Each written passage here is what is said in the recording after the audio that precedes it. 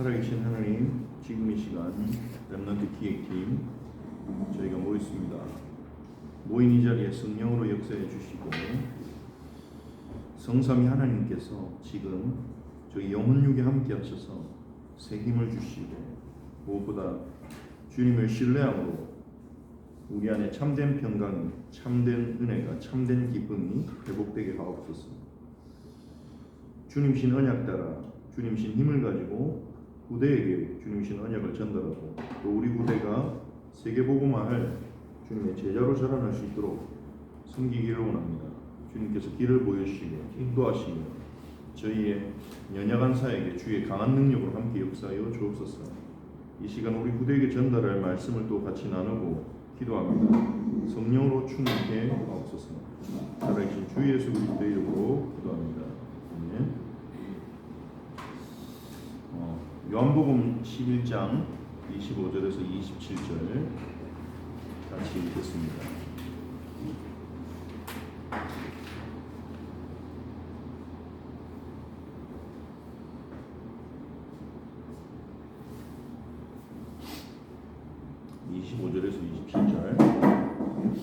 같이 읽겠습니다. 예수께서 이르시되 나는 부활이요 생명이니 나를 믿는 자는 죽어도 살겠고 무릇 살아서 나를 믿는 자는 영원히 죽지 아니하리니 이것을 내가 믿느냐? 이르되 주여 그러하외다. 주는 그리스도시요 세상에 오시는 하나님의 아들이신 줄 내가 믿나이다.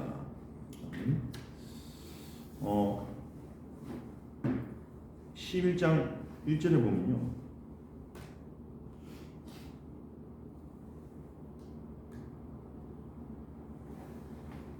이제 나사로라는 사람이 있습니다.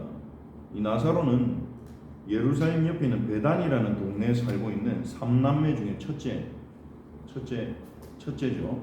그 밑에 여동생으로 마르다, 마리아 이렇게 삼남매가 같이 살고 있는데 예수님하고 관계가 굉장히 가까웠던 것 같습니다. 그래서 예수님은 굉장히 가까운 관계를 유지했고 이 삼남매가 특별하게 예수님을 사랑했고 또 예수님 예루살렘에 오실 때마다 그 집에 머물렀을 것으로 그렇게 추정됩니다. 그래서 예수님의 식주인 역할을 하면서 항상 예수님의 말씀을 듣고 또 요 세 남매 중에 셋째 마리아가 그 예수님의 발에 향유를 붓고 자기 머리카락으로 이제 예수님의 발을 닦은 그 여자죠. 그래서 가룟 유다는 그걸 보고 막 비난하기도 했습니다. 그 비싼 향기름 그걸 팔면 가난한 자들 얼마나 도울 수 있는데 그렇게 깨어서 예수님 발에 발라버리느냐. 뭐 좋은 냄새 나지만 얼마나 나겠다고.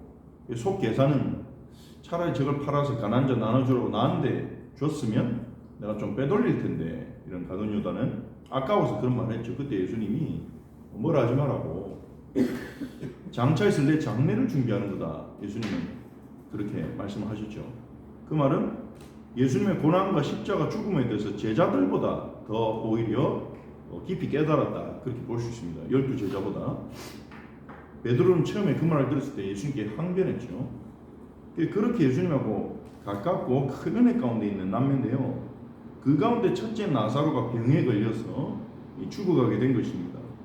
그래서 마르다와 마리아가 예수님께 사람을 보내서 도움을 요청했죠.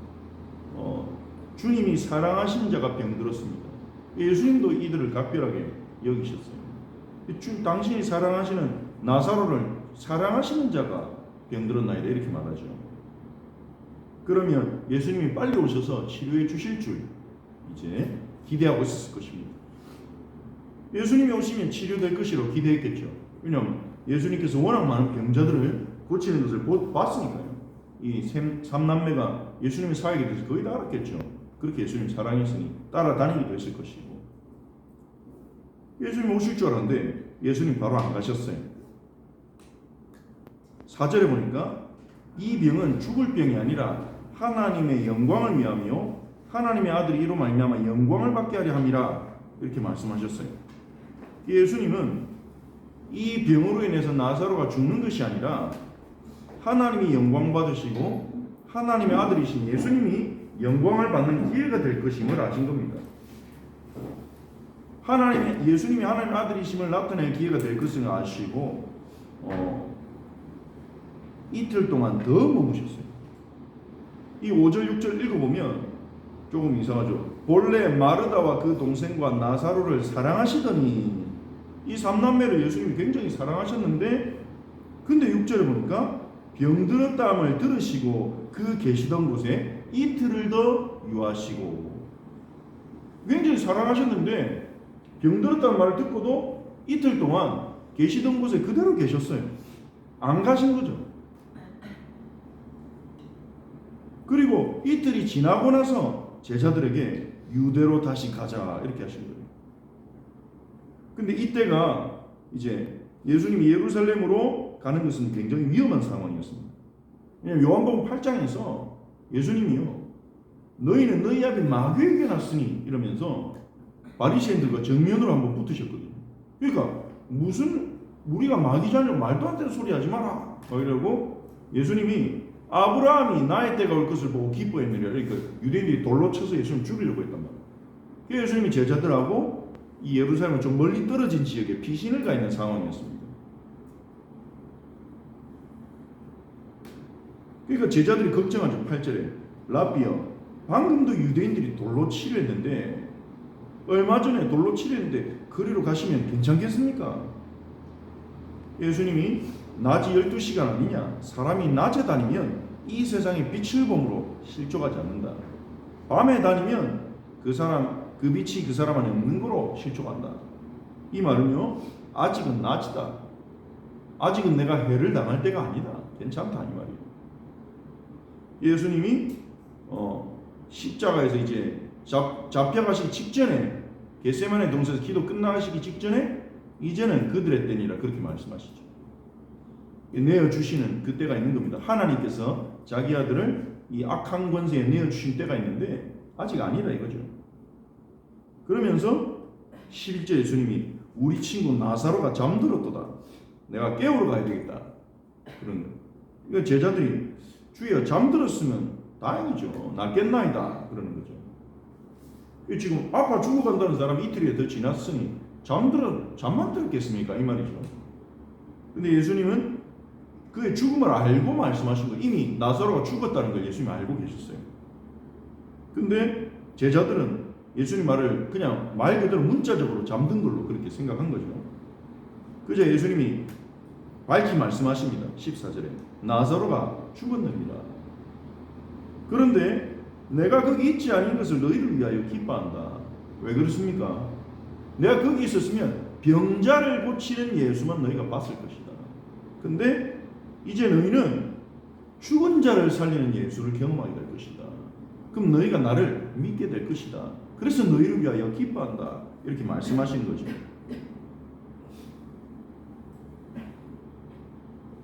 그래서 제자들에게 나사로에 가자 하신 겁니다. 그때 16절에 디두모라는 도마가 다른 제자들에게 좀 약간 뒷북치죠. 오버합니다. 주와 함께 죽으러 가자 막 이러면서 대단한 결사각오를 한 것처럼, 죽을 일 없는데 뭐 되게 충성되게 보이는데 사실은 속으로는 벌벌 떨었겠죠. 우리도 이렇게 오버할 수 있죠. 안 믿어질 때.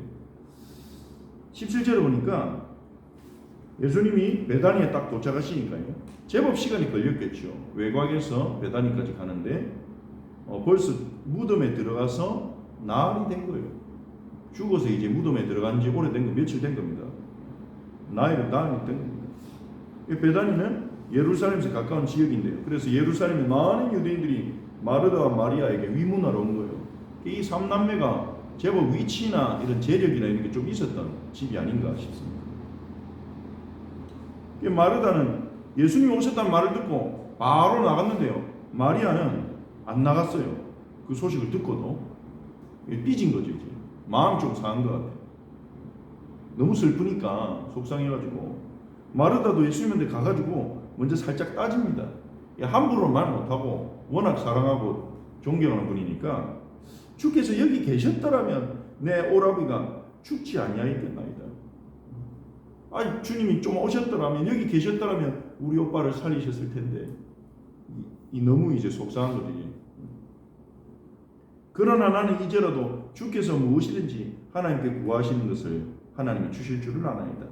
믿음을 버린 건 아니에요. 시험에 든 건 아니에요. 마르다가. 근데 이 말이 예수님이 지금 내 오빠를 살리실 수 있습니다, 이렇게 믿은 것도 아니에요. 죽은 오빠는 끝났다고 생각하고 있어요. 마르다는. 그게 자신의 한계죠. 인간이 가진 한계입니다. 죽은 자를 어떻게 살려? 아무리 예수님이라도. 내가 예수님을 안 믿는 건 아니에요, 이 말인 거지. 근데 실제로 믿는 것도 아닙니다. 예수님은 자신의 오빠를 살리실 것을 믿지는 못했습니다. 그래서 예수님 말씀하시죠. 네 오라비가 다시 살아나리라. 마르다가 뭐라고 합니까? 신학적으로 대답합니다. 마지막 날 부활 때는 다시 살아날 줄내가 아나이다.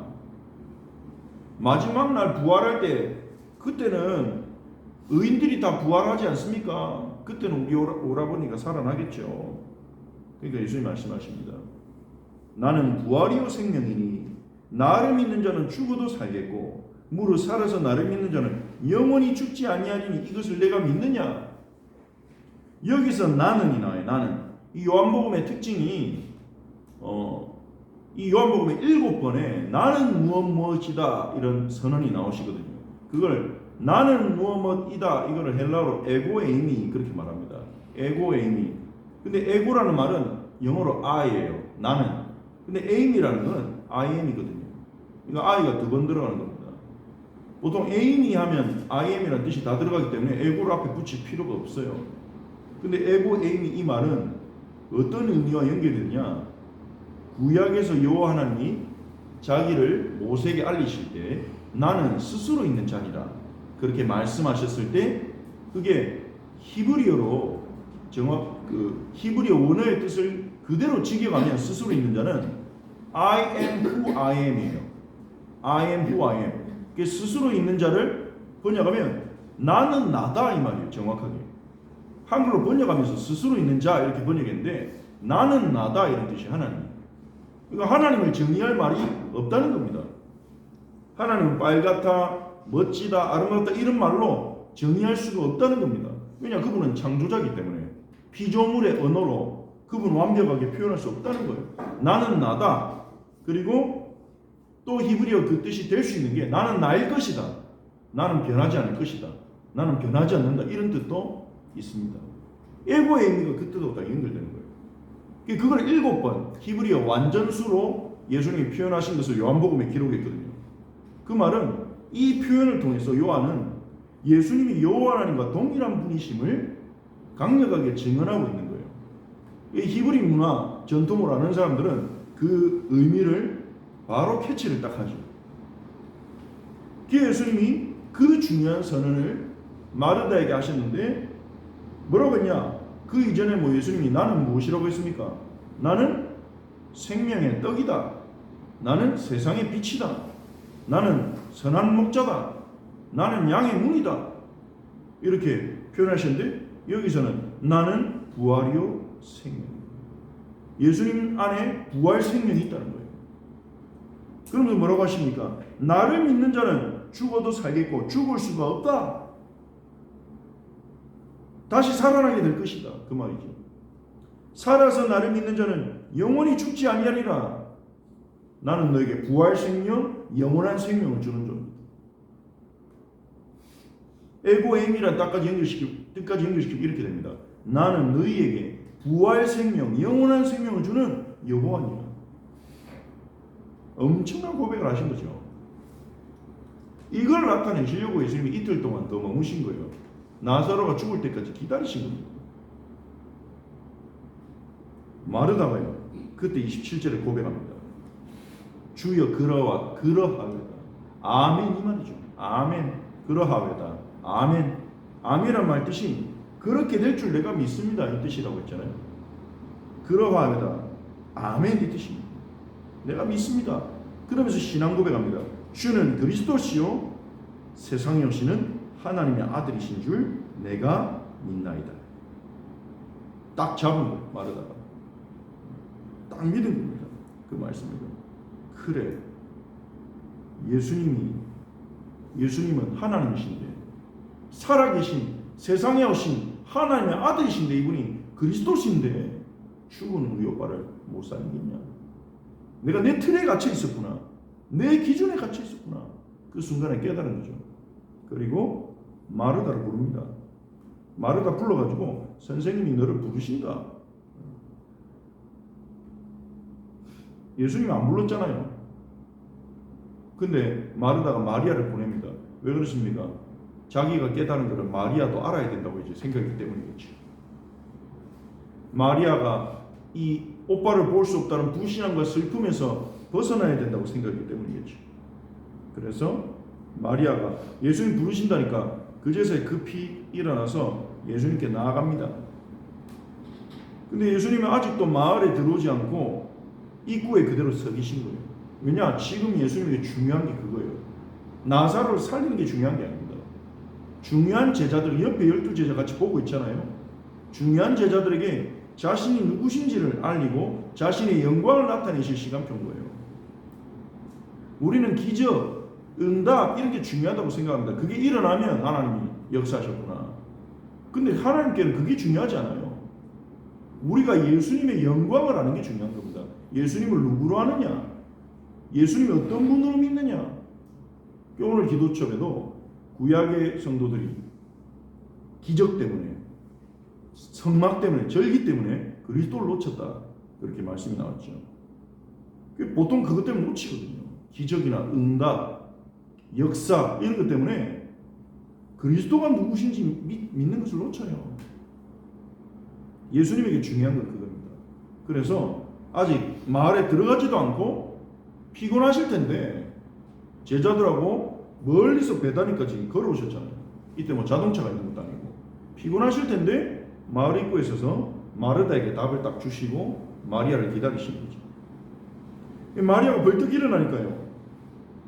같이 있던 장례식장에 와 있던 유대인들이 그 고가로 무덤 앞에 가는구나 싶어가지고 장례식 절차겠죠.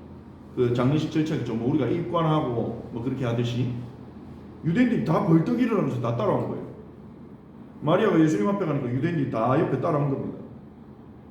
마리아가 예수님 보고요 엎드려가지고 울면서 주께서 여기 계셨더라면 내 오라버니가 죽지 않지 않겠습니까? 마리아 마음이 속상한 거예요. 왜 이리 늦게 오셨습니까? 이 말이죠. 그리고 이 마리아가 막 통곡을 하고 옆에 유대인들이 다 통곡을 하고 그러니까 예수님이 심령에 비통히 여기시고 불쌍히 여기사. 왜 예수님이 비통히 여기시겠습니까? 이 자리에 예수님을 믿는 자가 아무도 없네요. 죽음 앞에서 예수님도 꼼짝 못한다 생각하고 전부 통곡하고 있네요. 이 불신앙의 울음입니다. 그러면서도 불쌍히 여기셨어요. 그래서 그를 어디 두었느냐? 그래서 주여 와서 보시옵소서. 그러니까 예수님께서 눈물을 흘리시죠. 예수님이 흘리신 눈물은 나사로가 죽어서 흘리셨겠습니까? 예수님 뭐라 했습니까? 출발하기 전에 잠들었다 깨우러 가자 그랬거든요. 곧 일어날 걸 아시는 예수님이 나사로의 죽음 때문에 우셨겠습니까? 그렇게 하나님이 예수님의 영광을 나타냈음에도 불구하고 아무도 믿지 못하는 그 불신앙하고 있는 그 영혼들, 불신앙 속에서 스스로 고통당하는 그 영혼을 향한 주님의 긍휼이 여기심이었을 것입니다. 근데 또 오해합니다. 예수님 눈물 흘리니까 37절에 유대인들이 보면서 야 그를 진짜 사랑하셨나 보다. 예수님 우는 거 보니까 37절에 어떤 사람은 야 이 사람 맹인의 눈은 뜨게 했지만 그 사람은 살릴 수 없었나 보다. 막 이렇게 자기들끼리 막 떠드는 거예요. 예수님이 다시 속으로 비통히 여기시죠. 그 불신앙의 말들을 듣고 무덤에 가서 돌 치우라 그럽니다. 유대인들 무덤은 동굴입니다. 땅을 파서 묻지 않습니다. 동굴을 이제 구해서 동굴 하나 깨끗하게 정리해가지고 이렇게 그 시신들을 썩지 않도록 그 몰약과 향품을 발라가지고 깨끗한 배로 둘러싸서 얼굴은 수건으로 덮고 딱 이제 매장을 해놓습니다. 가족묘가 됩니다. 그래서 아브라함이 그 사라의 매장을 위해서 산 막벨라 굴에 아브라함의 가족들이 다 들어갔죠. 근데 벌써 며칠이 지났단 말이에요. 그러니까 냄새가 좀 나지 않겠냐 하고 있는데 예수님이 돌 치우라는 거예요. 마르다가 죽은 지 나흘이 돼서 냄새가 납니다. 그러니까 40절에 네가 믿으면 하나님의 영광을 보리라 하지 아니했느냐. 내가 부활이요 생명이라고 말하지 않았냐. 그렇게 말씀하시면서 도로 옮겨 놓으라 하시니까 도로 옮깁니다. 그러면서 예수님이 기도하시는데 뭐라고 기도하십니까? 41절에 42절에 하늘을 우러러보시고 아버지여 내 말을 들으신 것을 감사하나이다. 항상 내 말을 들으시는 줄 내가 알았나이다. 그러나 이 말씀만 없는 것은 둘러선 무리를 위함이니 지금 보고 있는 불신앙에 빠져서 통곡하고 있는 마리아와 마르다 유대인들 12제자 제자들에게 하나님 나라의 백성들에게 보여주기 위함입니다. 아버지께서 나를 보내셨다는 것을 내가 아버지의 아들이라는 것을 그들이 믿게 하려 함입니다. 이러면서 큰 소리로 나사로야라 나오너라. 나사로야 나오라. 그 부르시니 이 나사로가요.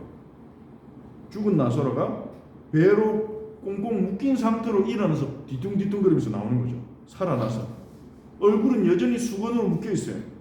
보이지도 않고 몸도 안 움직이는데 살아나가지고 이제 나오는 겁니다.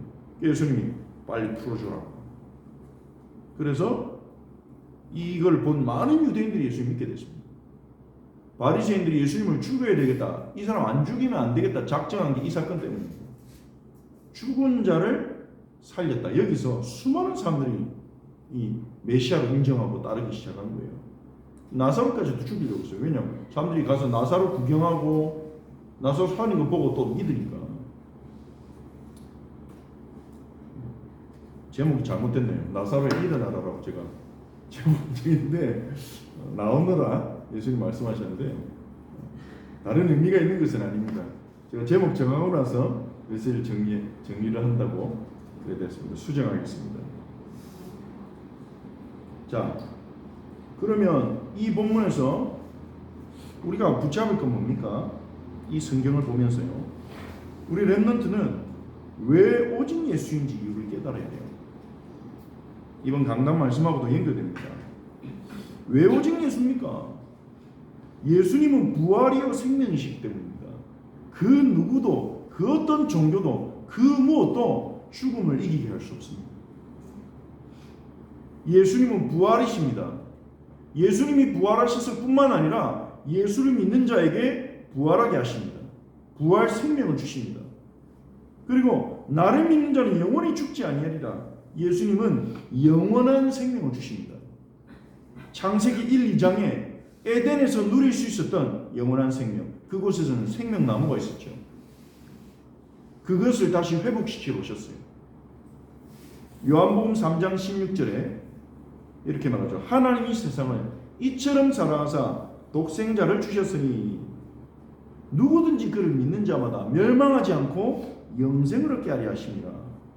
영생을 주는 통로로, 영생을 얻게 하는 방법으로 독생자를 주신 거예요. 예수님 외에는요, 우리는 죽음을 이길 방법이 없어요. 예수 외에는 우리는 영생을 얻을 방법이 없어요. 예수님을 거부하면 멸망밖에 없습니다. 기다리는 게. 근데 예수님을 통해 영원한 생명을 얻는 거예요.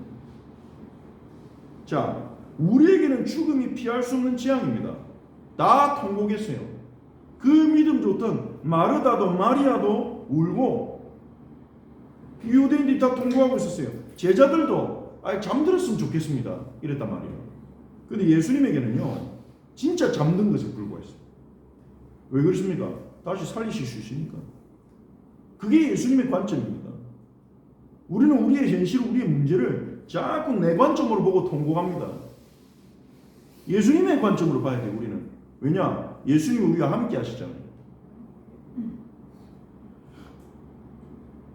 그리고 예수님이 나사로를 부르셨듯이 예수님이 우리를 부르는 순간, 우리를 부르실 때 우리가 예수 믿고 구원받아 영생 얻는 거예요. 이게 무슨 말입니까? 우리가 신학적으로 조직신학을 배우면 구원의 서정이라는 걸 배웁니다. 우리의 구원이 어떻게 시작돼서 어떻게 끝나는가. 그 구원의 서정의 첫 번째가 뭐냐? 소명입니다. 부르심. 하나님이 불러야 우리가 구원받는 거예요. 하나님이 불러야 우리에게 믿음이 일어나는 겁니다. 하나님 우리를 부르실 때 중생, 거듭나게 되는 거예요. 예수님이 나사로에 나오너라 이럴 때 나사로가 살아났듯이 주님이 우리가 들리지 않는 음성으로 우리를 부르실 때 우리의 영이 거듭나고 살아나고 그제서야 예수님이 그리스도로 믿어지는 겁니다. 이게 비밀입니다. 믿으면 구원받는다. 맞죠? 근데 그 믿음이 어디서 나옵니까? 열심히 하면 믿어집니까? 아닌 걸 알잖아요. 우리는 믿는다고 생각했는데 어느 날 내 믿음이 이 모래 위에 쌓은 성에 불과하다는 걸 알게 된 날도 있습니다. 종교생활 오래 하다가 집에 문제 딱 터지니까요. 믿음 버리고 떠나는 사람도 많습니다. 그 사람은 생명 없는 믿음이 있었던 게 아닙니다. 믿음이라고 착각하는 믿음과 유사한 모조품을 종교생활을 통해서 만들어 온 거죠. 그 믿음은 인간이 버릴 수 있는 것도 아니고 가질 수 있는 것도 아니에요. 그래서 에베소서 2장 8절에 뭐라고 합니까? 너희가 그 은혜를 인하여 믿음으로 말미암아 구원을 얻었나니. 은혜로 주어지는 거예요. 생명 없는 믿음은. 어떤 사람은 믿으면 구원받냐? 그러면 그래 공짜냐? 죄인이 믿기만 하면 죄 실컷 지어놓고 믿기만 하면 용서받냐? 맞는 말인데 모르는 게 있어요. 믿어지는 게 아니라는 겁니다. 죄인들이 믿고 싶다고. 하나님이 주셔야 믿어지는 믿음이에요. 그래서 은혜인 겁니다. 우리가 구원받은 것도 신앙생활 하는 것도. 요한복음 1장 12절 13절에 뭐라고 합니까? 12절 우리가 잘 알죠. 뭡니까? 영접하는 자, 그 이름을 믿는 자들에게 하나님 자녀가 되는 권세를 주셨으니. 이것만 딱 들으면 우리가 영접 기도만 하면, 영접만 하면 구원받는 걸 이렇게 생각하겠죠. 근데 13절에 뭐라고 말합니까? 이는 혈통으로나 육정으로나 사람의 뜻으로 나지 않고 하나님께로부터 난 자들입니다. 하나님께로부터 태어난 자, 하나님이 그에게 역사하셔야, 다시 살게 하셔야, 생명 주셔야 예수님을 영접할 수 있다 이 말이에요. 그래서 영접 기도를 인간적으로 인간의 노력을 할 수 있어요. 따라해라 해서 할 수 있고 협박해서 할 수 있고 당근 주면서 설득해서 할 수 있어요. 근데 영접 기도한다고 구원받는 게 아닙니다. 하나님께로부터 난 자, 혈통으로 안 돼요. 목사 자녀라고, 대제사장 아들이라고, 장로 딸이라고 되는 게 아닙니다.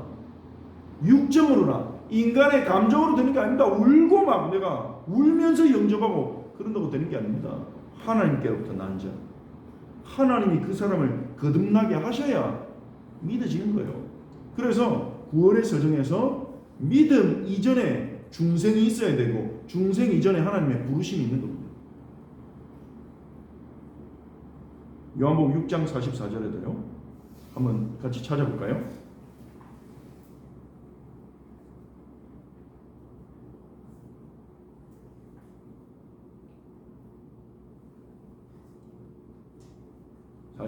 같이 읽어봅시다. 나를 보내신 아버지께서 이끌지 아니하시면 아무도 내게 올 수 없으니 오는 그를 내가 마지막 날에 다시 살리리라. 아멘. 무슨 말입니까? 아버지께서 내게로 이끌지 않으면 아무도 내게 올 수 없다. 이게 무슨 말입니까?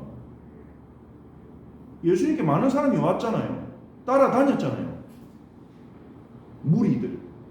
예수님 따라다니고 예수님 왕이라고 열광하고 예수님 경배하고 예수님 칭찬하고 예수님 말씀 듣고 그랬던 사람들이 예수님 내가 생명의 빵이다 이러니까 다 도망갔거든요. 이 사람 정신이 이상한가 보다 이러고 이 사람 말을 못 알아듣겠다 이러면서 그 사람들이 예수님께 온 겁니까? 아니에요.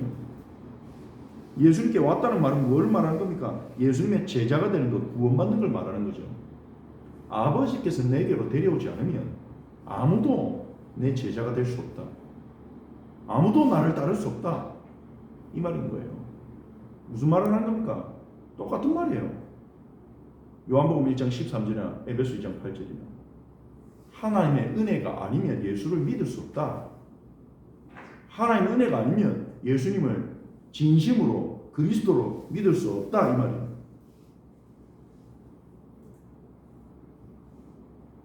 그래서 예수님이 그리스도로 믿어지고 하나님의 아들로 믿어지는 것, 그것이 생명이 있다는 증거입니다. 살아났다는 증거예요. 그게 살아났다는 증거고 예수의 부활 생명, 영원한 생명이 있다는 증거예요. 마태복음 16장에서도 예수님 말씀하시잖아요. 주는 그리스도시요 살아계신 하나님의 아들이십니다. 고백하니까 17절에 뭐랍니까? 바요나 시모나 이를 네게 알게 하니는 혈육이 아니요 하늘에 계신 내 아버지십니다. 그리스도가 정말 믿어진다. 하나님 아들이 예수님이 하나님 아들로 정말 믿어진다. 이걸 우리가 점검해야 돼요. 믿어진다면 끝난 거예요. 엄청난 겁니다. 하나님 자녀가 되고 하나님의 상속자가 된 것이고 그 하나님과 동행한다면 땅 끝까지 증인이 될 수 있는 엄청난 축복을, 그 생명, 아무도 줄 수 없고 뺏어갈 수 없는 생명을 가진 거예요. 그 생명을 발견하게 됩니다. 그 생명을 발견하게 되면 오직 예수, 그 말을 욕먹어도 할 수밖에 없어요. 미친 사람 소리 들어도 나는 오직 예수다. 그거는 광신맹신이 아닙니다. 결론 나는 거죠. 그게 결론 난 거예요. 입만 열었다면 예수 얘기할 수밖에 없고,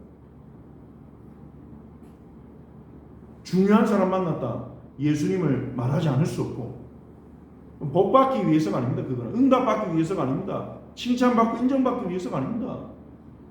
다른 말 할 말이 없어지는 거죠. 이제 그게 결론 난 거 아닙니까? 예수, 오직 예수, 오직 예수입니다 이런다고 그게 결론 난 겁니까? 아니죠.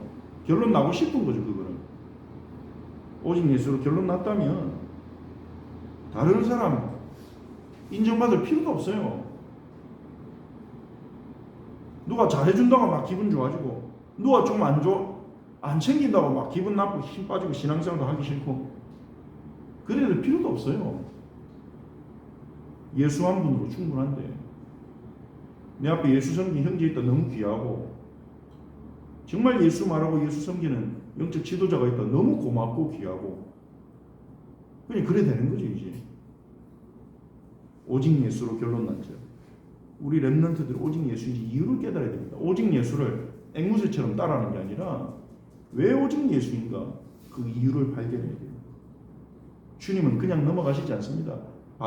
알게 하십니다. 마르다에게 하신 것처럼. 마르다에게, 마리아에게 이 사건은요 나사로를 위한 것이기도 하지만 마르다와 마리아와 12제자, 정확하면 11제자죠. 가룟 유다는 어차피 안 믿을 거니까.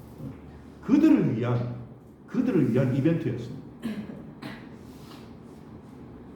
예수님은 문제를 통해, 나사로의 죽음이라는 문제를 통해, 위기를 통해 예수님은 생명 얻은 자들에게 자기 틀에서 벗어나도록, 아직도 예수를 믿지 못하고 있는, 아직도 예수님께 맡기지 못하고 있는, 아직도 예수님을 의심하고 있는 그 영역들, 거기에 묶여있는 그 틀에서 벗어나도록 자기 영광을 나타내십니다. 우리는 그 생명을 얻은 자들입니다. 우리 후대들 안에 이 생명이 있다면 하나님 깨닫게 하실 겁니다. 우리 같이 합심으로 기도하겠습니다.